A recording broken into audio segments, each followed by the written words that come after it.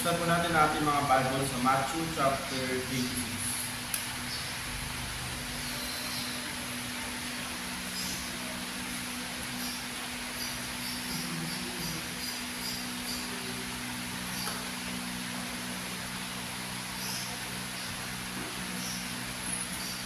Verse number 30. Pataas na lang. Sama yung pataas. Matthew chapter 26.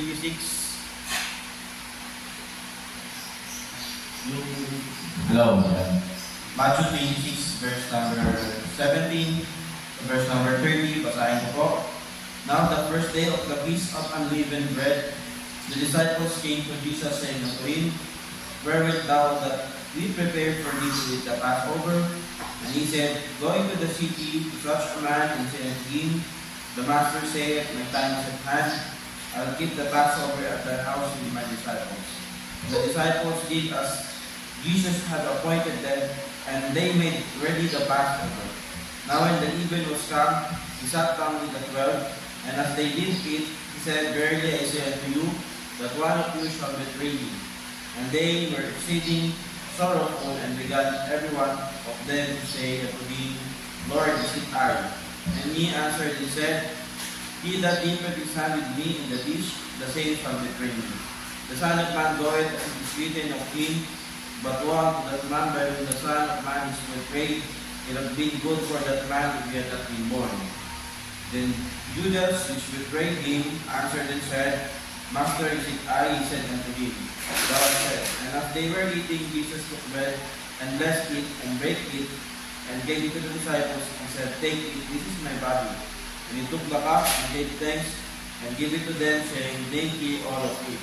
For this is my blood of the New Testament, which is shed for many for the remission of sins.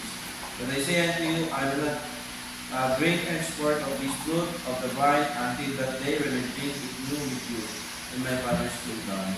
And when they had sung a hymn, they went out into the Mount of Olives. Tayo tayo manalangin.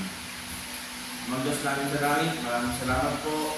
As we gather this morning, we praise you, Father, and we ask you, Lord, that you fill us by the Spirit so we may understand thy word.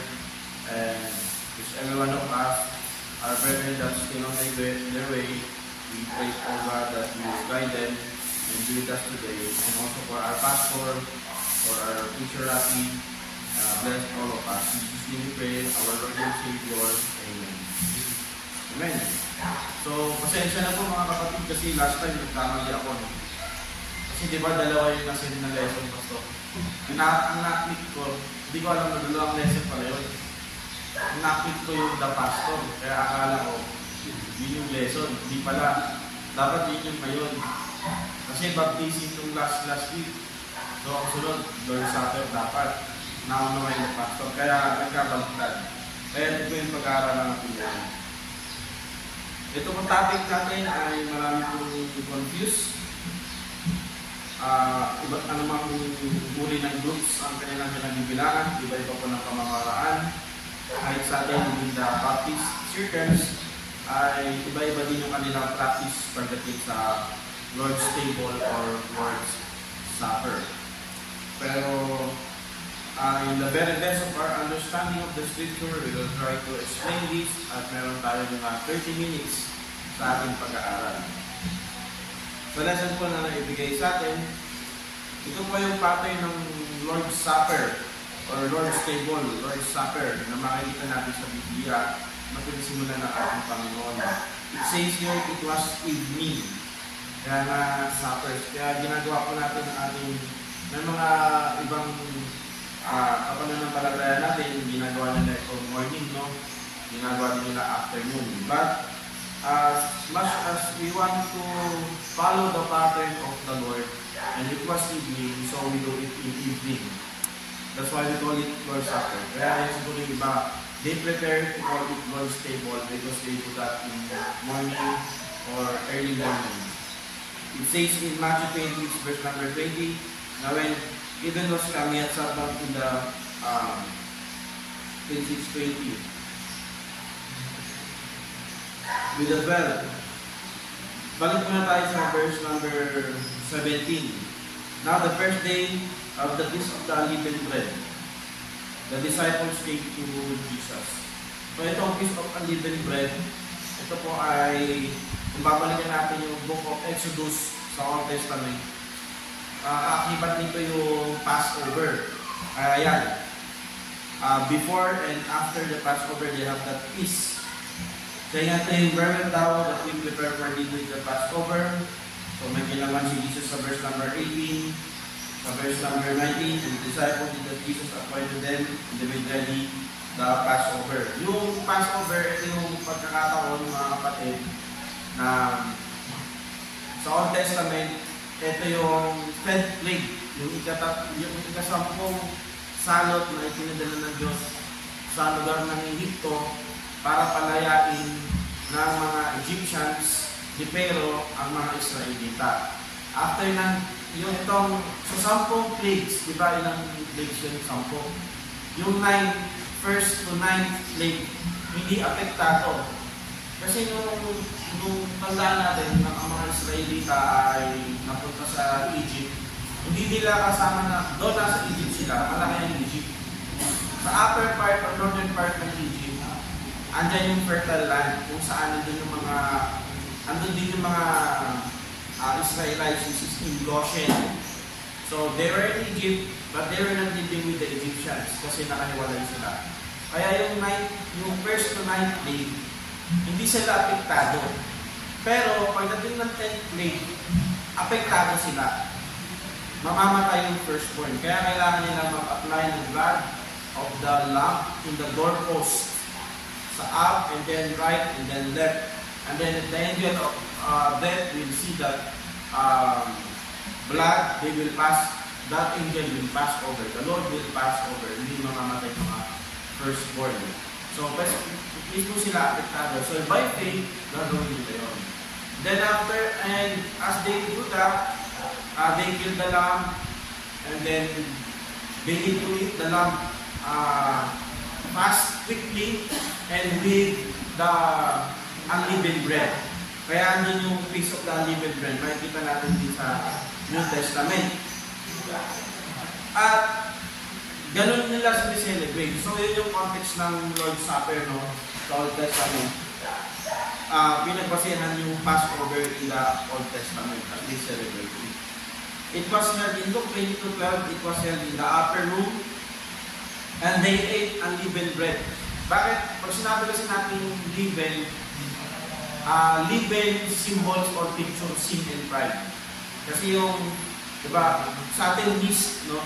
Yung yeast, kapag nilagay ng yeast sa dough, di ba, umaangat siya, diba, umaalsa, yung parang pride.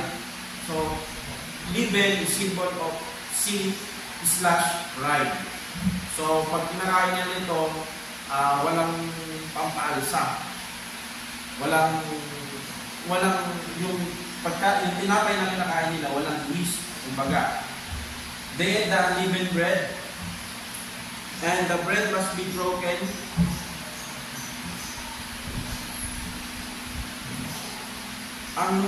Hanggat maaari kapag naglo-Lord's Supper, yung tawag dito, di ba, may table, tapos andyan yung unleavened bread, yung minasang harina, na walang kahit ano.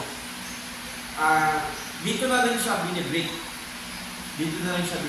Bago siya i-partake ng mga believers. Because it pictures the broken body of the Lord.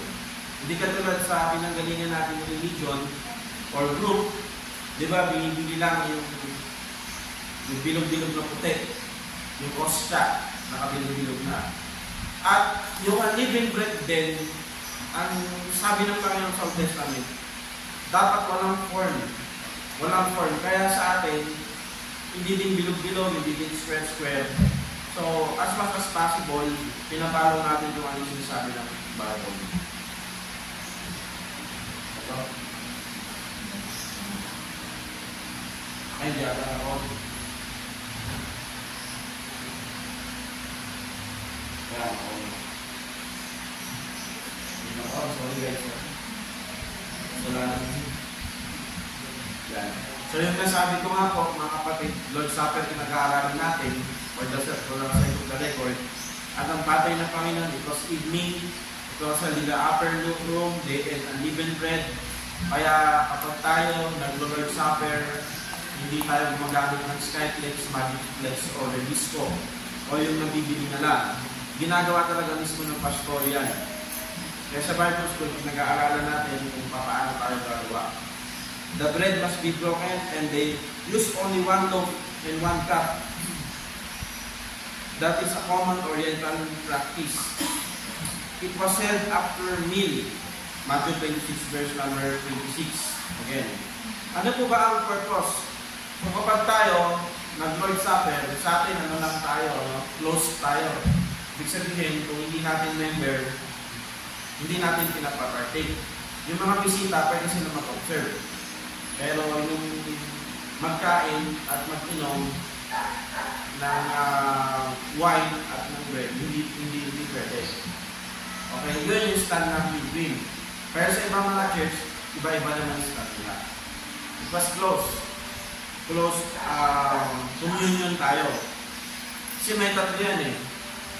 Close, open, close. Yung close, walang D, basta baptist o centric pwede.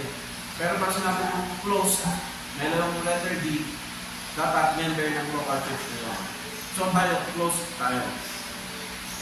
Ano po ba ang purpose ng Lord's Supper? It is the obedience in the command of the Lord.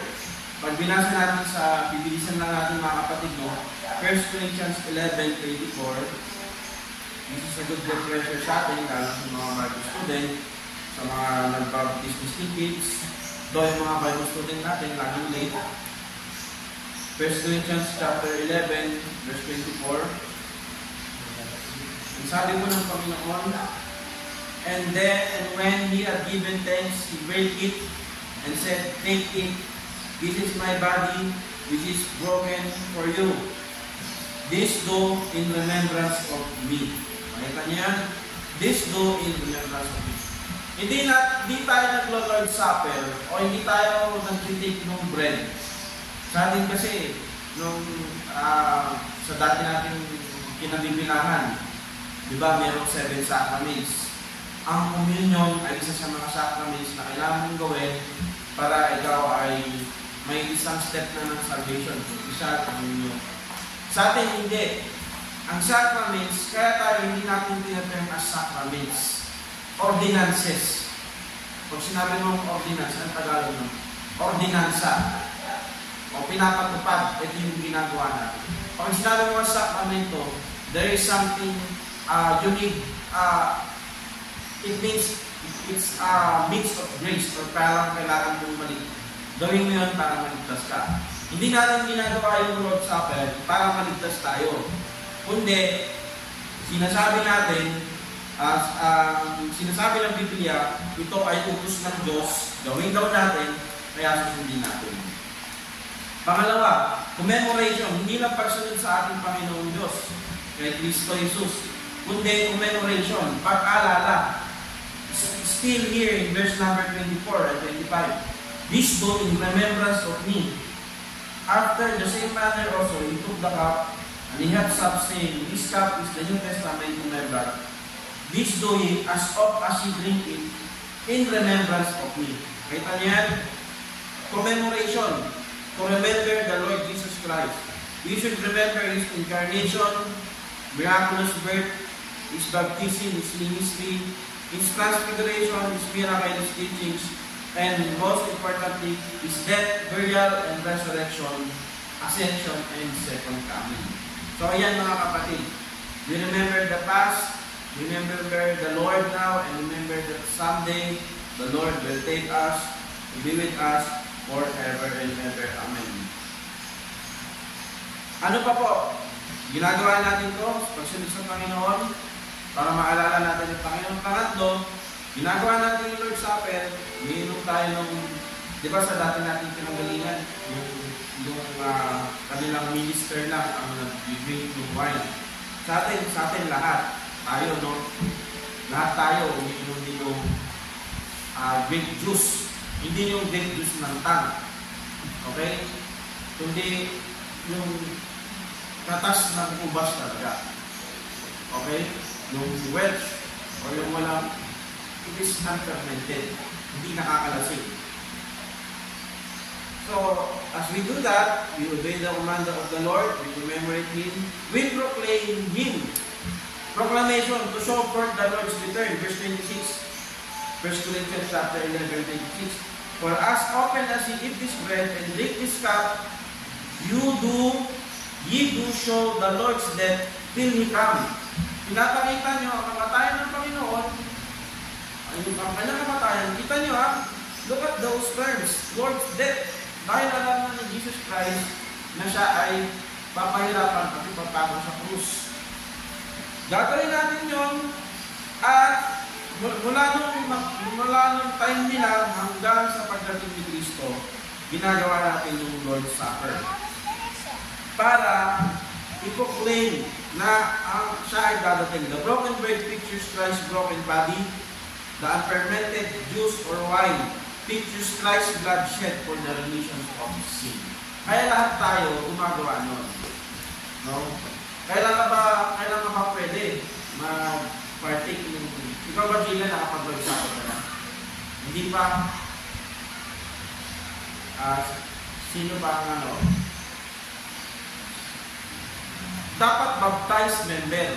Dapat baptized na bautismuhan bago mag-partake ng wine. Ganun dapat. At ng bread. Okay?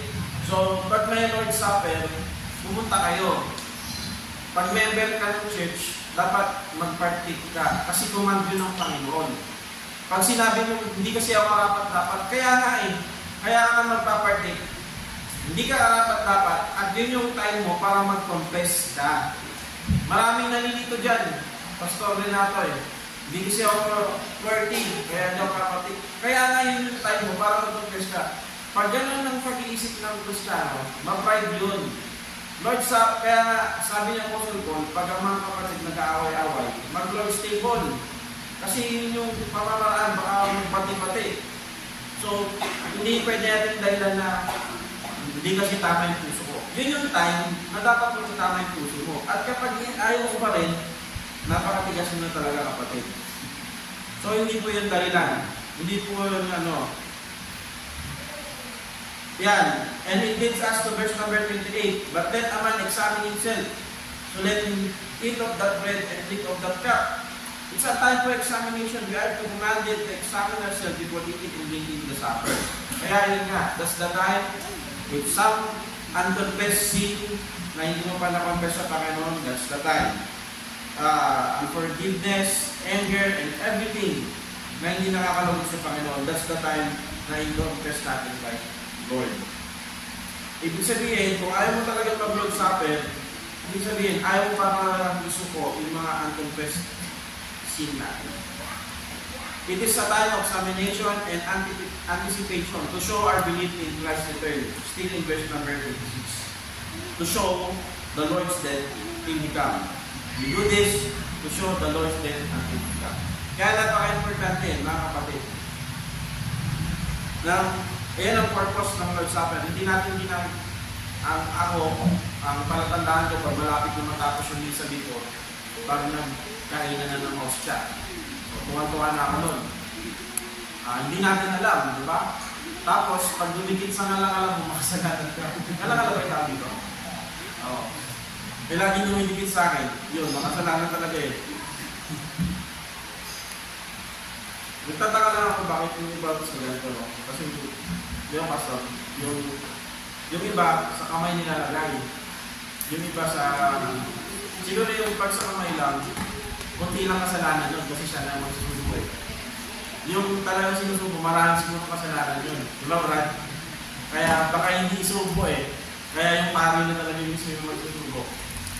Siguro tanongin natin minsan, bakit yung iba pwede ganyan, yung iba pwede yung COVID yan. COVID yung pari. Oo nga. Sino ba yung participant ng Lord's Supper? yung mga save and baptize. So, hindi ka naman pwede i-baptize kung hindi ka i-save. Dapat save ka. So, pag sinabi yung baptize, automatic na dapat save yung tao. Only those who made confessions of their sins. Kaya nga, it's the time to confess your sin sa Lord's Supper. So, yung mga member na ayaw mag-partake ng Lord's Supper, kahit available naman sila, alam mo, para sa akin, yung hindi lang pwede mag-partake, yung hindi talaga possible na hindi makapag-partake ng Lord's Supper, ay yung nasa ibang bansa. Kunyari, may business meeting ka, nauna na yung business meeting mo kaysa nag-announce yung simbahan na may Lord's Supper tayo. Mahirap naman yun. Siguro nakukunawaan naman tayo, di ba? Pangalawa, may sakit ka talaga, hindi ka talaga makatayo. Pero, sa church natin, 2 beses, 1 beses na nga lang mag-Lord's Supper. Hindi pa tayo nag-Lord's Supper, di ba? So, kaya mga kapatid, pag nag-announce ng Lord's Supper, alam ko bago kami anniversary ng Lord's Supper. Mag-Lord's Supper po tayo. Ano po requirements? Again, self-examination is essential before the Lord's Supper. To examine oneself means to scrutinize, investigate carefully, search and test. Ano ba ang ating i-examine? We need to examine ourselves. Kailangan natin tanungin, scrutinize, sabihin natin sa Panginoon yung mga kasalanan natin. We must examine ourselves. Why we must examine ourselves? Because it is the direct command of the Scripture. Maganda kaya yung meron tayong realization in our life. Meron tayong, ano tawag yun? Take time to realize, take inventory. Ano ba? Sabihin na natin na hindi ka masyadong, alam mo yun, wala ka mga kalawang ginagawa. Pero ang kasalanan kasi, omission, tsaka commission. Sinong commission, tsaka sinong commission. Sinong commission, hindi mo ginagawa, kaya ma-commit eh. Diba? Inutos sa'yo, pero hindi mo ginagawa. Sinong commission, kinommission sa'yo, wag mo gawin, pero ginagawa mo. Okay? So, pag tayo responsable, tayo may pagkakulang sa Diyos, yun ay pagkakasala natin. Responsibilidad natin na mag-aral tayo ng Scripture. Responsibilidad natin na tayo ay maging faithful sa church. Responsibilidad natin na mag-participate sa church. Pero pag hindi natin nagagawa yung mga yun, hindi ka naman faithful ka naman sa giving, wala ka din kalokohan sa internet, pero marami kang responsibility, tayo ay nagkakasala ng unang sunod. So, hihingi din na tayo ng tawad doon. Okay? I-confess natin sa Panginoon and ask for forgiveness and ask for cleansing. May mga tao, may mga preacher, nalilito sila, no? Hindi ka na hihingi ng tawad kasi pinatawad ka na. That is not corresponding in reality. For example, si Kuya Joaquin, may anak ko si Kuya Joaquin, di ba? Tapo anak mo. Alam ng anak mo na kahit anong kasalanan nila, magsampalan sila, alam nila, napapatawaran mo pa rin sila. Kasi anak mo sila eh. Pero hindi ibig sabihin, hindi na sila hihingi ng sorry. Nag-gets natin? Kasi pagiging ma-pride doon. May ibang mga nagtuturo, huwag na daw tayo humingi ng tawad sa Diyos. Kasi pinatawad na daw tayo past, present, and future. That premises is built on pride. Diba? Oo. We are all forgiven, past, present, and future. Na kahit yung mga kasalanan hindi mo pa ginagawa, pinatawad ni Lord. But that doesn't mean na hindi na tayo humingi ng tawad sa Diyos. Because when we ask God, when we confess God, when we ask forgiveness, confess God, that is sign or that is act of humbleness. Kaya huwag kayong maniniwala dun sa huwag na tayo mag-sorry kay Lord kasi pinatawad na tayo. Mapapride lang yung mga tao yun. Alam niyo ba, sabi nga ng Bible, if we confess, 1 John 1:9, if we confess our sin, when you say confess, sasabihin mo talaga yung kasalanan mo. Sa public, hindi natin sinasabi na yung mga specific na mga kasalanan na ginawa lang ng kapatiran. General, sa ating corporate worship. Pero, in your public life, in your private prayer life, you must confess yung mga nagawa mong mga kasalanan. Hindi ka lang magsasabi ng Lord, sorry ha. Alam mo naman yung mga kasalanan ko. Hindi ganun ang inutos ni Lord. Ang inutos ni Lord, Lord, sorry. May nakakikita na ako kanina, namura ko. Ganon po yan is. Ganon yung gusto ni Lord. Eh, di ba? Nakakaano? Lord, sorry, pinakinggan ko yung kanta ni, yung kantang Ere. Alam niyo mga kapatid, dapat hindi tayo nag-i-engage sa mga kantang na yung mura. Di ba?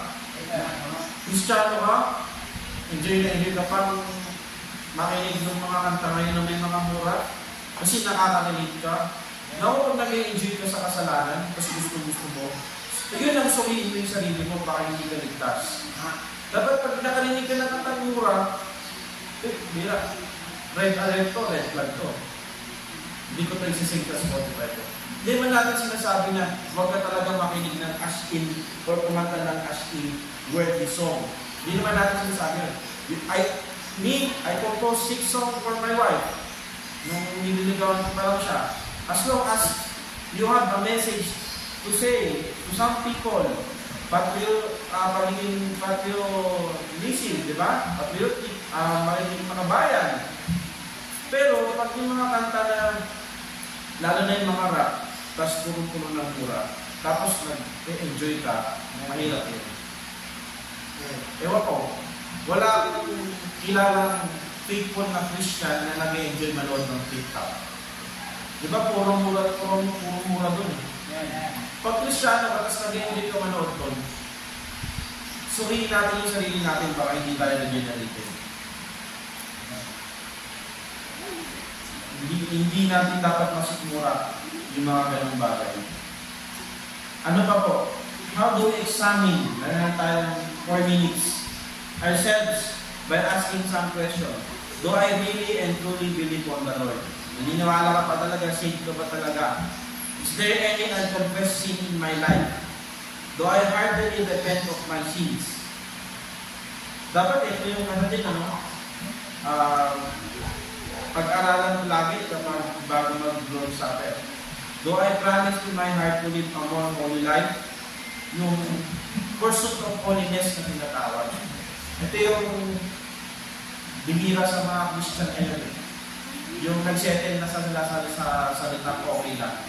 Okay lang yung pa-church ka lang, okay lang yung pa-believing lang. Pero when it comes to holiness, wala na. As a Lord, ayaw niya ng okay lang. Gusto niya best. Yung best mo, ibigay mo sa Kanya. How do I love God with all my heart? At ito, pinakamasakit. Have I forgiven those who have sinned against me? Napatawad ko na ba yung mga tao nasaktan ako or nakagawa ng kasalanan sa akin? So, yun. No? Para naman kasi may mga tao na nayawas tayo tinatawag na forgiveness at forbearance. Forgiveness, tinatawag mo, pinalimutan mo na lahat at nagtiwala ka ulit. Yung forbearance, yung tao yun, willing kang patawarin, tinatawag mo naman, pero ganun pa rin siya. Ganun pa rin yung ginagawa na sa'yo. Paulit-ulit na lang at walang pagbabago. So, tawag ng forbearance. Yes, you are willing to forgive always. Pero ganun pa din lang yung tao. So, still, we need to forgive. Kaya mga kapatid, ito po, bilang baptist, dalawa lang ang ating ordinance. Baptism, one time lang yun. Isang beses lang. Pangalawa, pero yung Lord's Supper, hindi lang one time. Palagi, no? Do this as much. Parang, kaya ito mga church, every week sila. Bala sila, magastos sa wine. Tapos lagi ka magpumasa every night Saturday night. Sa Santa Mesa, alam ko, quarterly, 4-8-12, every 4 months. Dito, twice. Sa Mother Church, hindi lang alam. Pero Pastor Tibo. So mga kapatid, ito po yung ating pag-aaral ngayon. Next week po, magkita-kita po tayo sa Sunday School. Let's all stand up and let's pray. Ganyan din sa ating Sunday School. Pastor yun na sa Father God in heaven, salamat po sa mga natutunan po namin. We pray, O God, that you bless us sa amin pong mga kapatid. Papunta pa lang, ingatan niyo po sila. Empower niyo po ang aming picture this morning at mamayang hapon. Bless us, Lord, and our Sunday school offering to the church. In Jesus' name, pray, our Lord and Savior. Amen. After po ng offering, mag-break po tayo na meron po tayo na 3 minutes and then see you tayo. CR and water break. Okay.